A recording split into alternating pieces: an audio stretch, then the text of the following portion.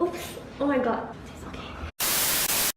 Hello, my name is Yi and welcome to today's 10-minute special where we ask experts and ordinary people alike what makes a brand truly green. But first, let us understand what does it even mean to be a green brand. Joining me today is Dave Green from Singapore Environment Council.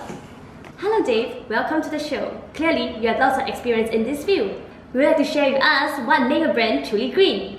Thank you, Yi for inviting me to your show today. To answer your question simply, green brands are brands that consumers associate with environmental conservation and sustainable business practices, whereby businesses have to manage their financial, social, and environmental risks, as well as their obligations and opportunities. You know, consumers nowadays are becoming more and more aware of environmental destructions that are caused by many businesses, and they are therefore choosing to be more ethical about their buying behavior. Is there any way for consumers to distinguish a green brand from others? Well, SCC has introduced the Singapore Green Labelling Scheme, which endorses products with the least environmental impact by issuing them a green label that they can use. This scheme is probably one of the most established in the region, with certified close to 3,000 products in nearly 30 countries to date. I would urge consumers to look out for these green labels when they make a purchase. Many a times, they are being greenwashed by companies who make use of green marketing and green public relations very deceptively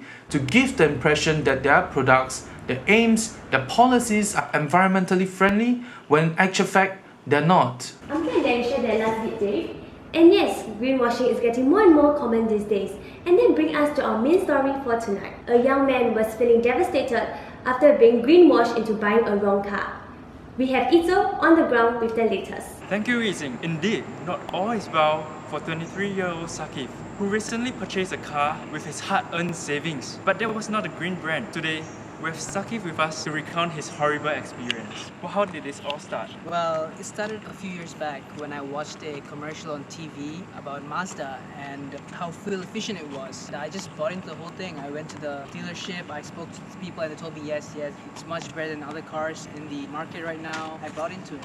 I see. So, how do you actually find out that it isn't green at all? So this one's a little embarrassing. I was reading a story to my daughter. It was a story about Lorex and how corporate greed is causing all this environmental destructions. The Mazda commercial I watched was, in line with the Lorex movie. Yep. And I did some research and found out that Mazda isn't as green as they claim to be. There are much better green cars, green brands in the market. How would you recommend the consumers out there to not fall into the same trap as you did? I would say do your research. That's number one. Do your homework. Don't just watch commercials because they're usually very exaggerated. Look out for green labels, green stamps given by governments and agencies. Sounds like a really horrible experience. Gosh, it was. We have a special gift for you. Right here, we have a brand new Toyota. This is yours, man. A car as green as it can be. All yours.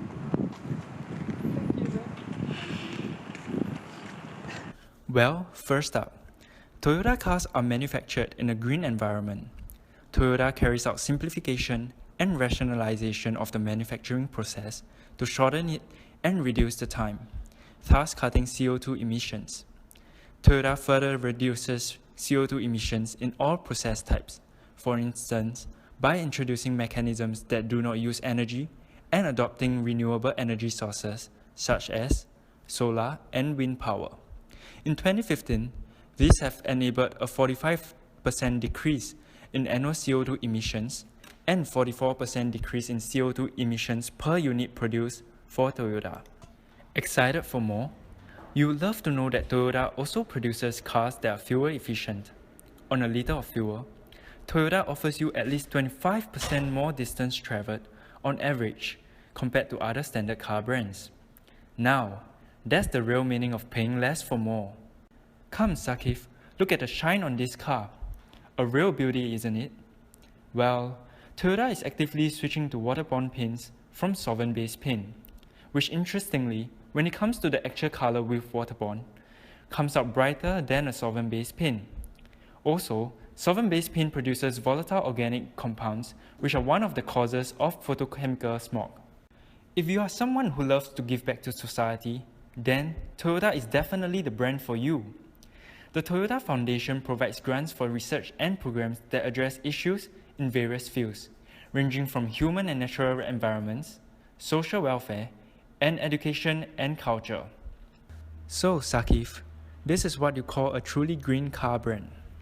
Thanks, Ito. It has been clear that consumers should always check the brand to see if it's truly green before making a purchase. On another news, a recent riot broke out in NTU as a group of students were unhappy with Starbucks' sustainability. Here's a footage from the ground. Right now, we're here live at NTU, witnessing the chaos erupt. Let's go on and see what's happening.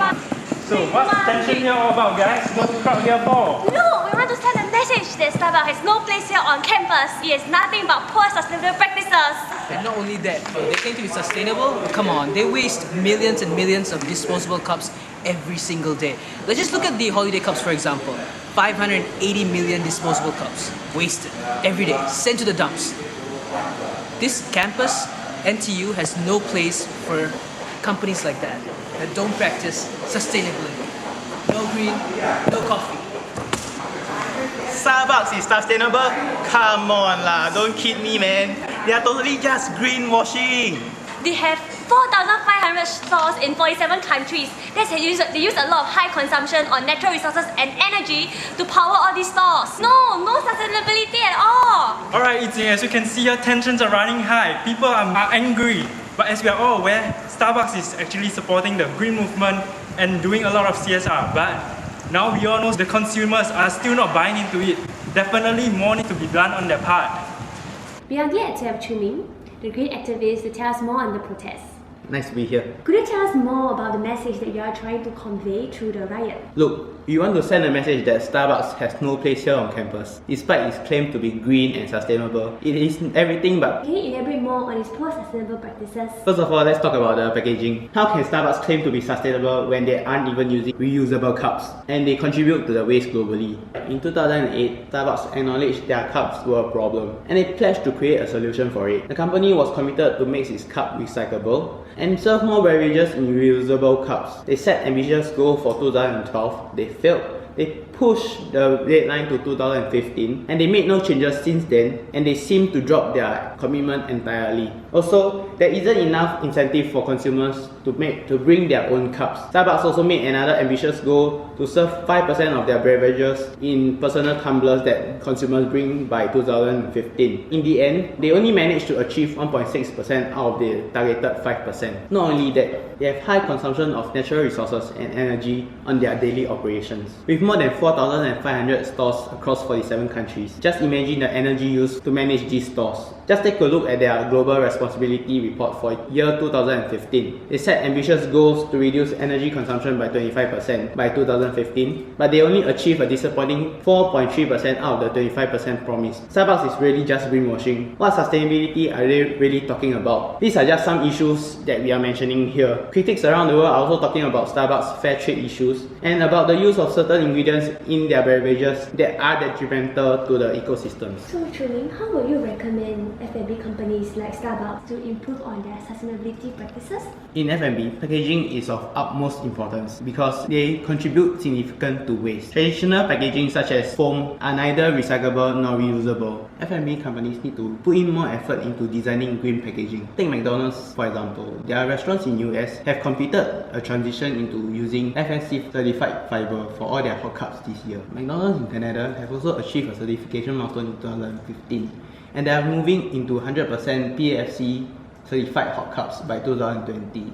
And within a year of setting their goal, they have already achieved 53% of their goal. This is what you call commitment.